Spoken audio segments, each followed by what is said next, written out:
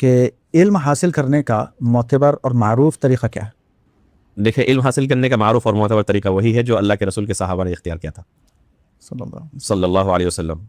اللہ کے رسول صلی اللہ علیہ وسلم فرماتے ہیں اپنے صحابہ کو، تسمعون ویسمع منکم ویسمع ممن یسمع منکم، تم مجھ سے سن رہے ہو۔ تو صحابہ نے کیسے اللہ کے رسول سے علم حاصل کیا؟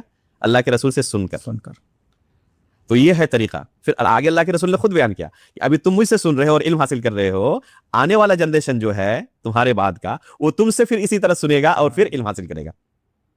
یہی طریقہ ہے۔ اس لیے آپ دیکھیں جتنے سلف صالحین ہیں، کبھی ایک کی سیرت میں بھی آپ کو نہیں ملے گا کہ انہوں نے ذاتی مطالعے سے اس علم کو حاصل کر لیا تھا اور علماء نے ان پر تنقید نہیں کی تھی۔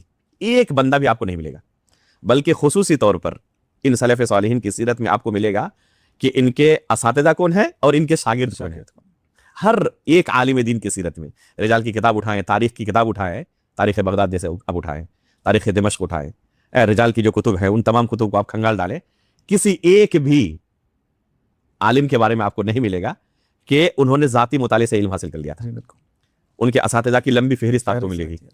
تہذیب الکمال آپ اٹھائیں، نام ذکر کرنے کے بعد امام مزی رحمہ اللہ فوراً کیا ذکر کرتے ہیں؟ کن سے انہوں نے علم حاصل کیا تھا، اساتذہ کی لمبی فہرست۔ امام بخاری رحمہ اللہ فرماتے ہیں کہ میں نے یہ علم 1080 اساتذہ سے حاصل کیا ہے، سبحان اللہ، اور وہ سب کے سب اس عقیدے کے حامل تھے کہ ایمان قول و عمل کا نام ہے۔ یہاں دو چیز یہاں پر ہمیں پتہ چلتی ہے، یہ ہے ہمارے اسلاف۔ امام بخاری رحمہ اللہ کہتے ہیں کہ میں نے 1080 اساتذہ سے علم حاصل کیا ہے۔ پہلی چیز ہمیں کیا پتہ چلا کہ اساتذہ کے سامنے بیٹھ کر علم کو حاصل کیا جائے گا۔ دوسری چیز کیا کہتے ہیں کہ یہ سب کے سب اس عقیدے کے حامل تھے کہ ایمان قول و عمل کا نام ہے۔ تو یہ بھی دیکھنا ضروری ہے کہ وہ عالم ہو جن سے ہم علم حاصل کریں گے اور ساتھ میں منہج سلف کا حامل بھی ہو، ایسا نہیں کہ کوئی بدعتی ہو۔ تو یہ دو بنیادی شرطیں ہیں۔